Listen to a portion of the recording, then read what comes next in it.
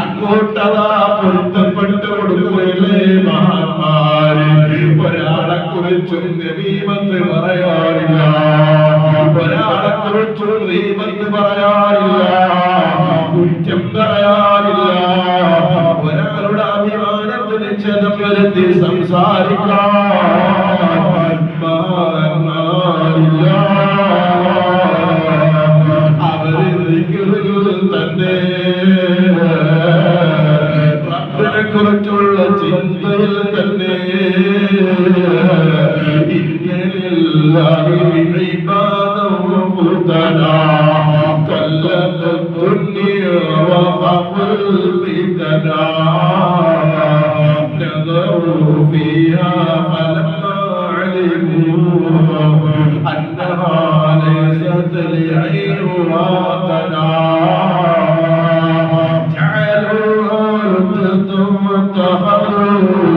صالح الأعمال فيها سفنا.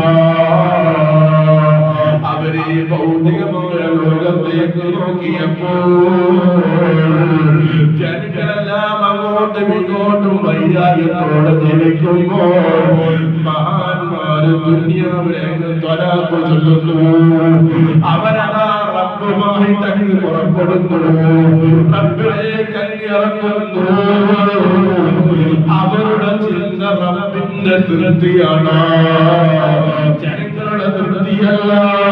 എന്റെ റബ്ബ് എന്നെ ഒന്ന് സ്നേഹിച്ചു കിട്ടണം, ആ റബ്ബ് എന്നെ ഒന്ന് പരിഗണിച്ചു കിട്ടണമെന്നുള്ള ചിന്തയിലല്ലേ അമ്പിയാക്കളും മൗലിയാക്കളുമെല്ലാം.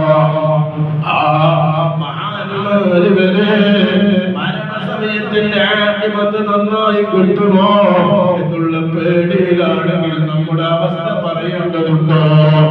ഇല്ലേ, നിങ്ങൾ ബഹുമാനപ്പെട്ട മുഹ്യിദ്ദീൻ ശൈഖ് തങ്ങളെ ഔലിയാക്കളുടെ കൂട്ടത്തിൽ വലിയ പ്രഗത്ഭരല്ലേ, കറാമത്തുകൾ ഒരുപാട് കാണിച്ച മഹാനല്ലേ. കുപ്പിയകത്തുള്ള വസ്തുവിനെ പോലെ കാണാം ഞാൻ നിങ്ങളെ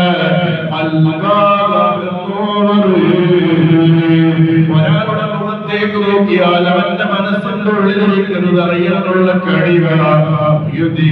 നിങ്ങൾക്ക് അല്ല കൊടുത്തില്ലേ, അത് വെറുതെ കൊടുത്തതല്ല, അല്ലാഹുവിലേക്ക് ഒരുക്കി ഇറങ്ങി. ജീവിതത്തിൽ എടുത്തില്ല, ഉപേക്ഷിച്ചു, സുന്നത്തുകളും നല്ല കാര്യങ്ങളുമായി മുന്നേറി.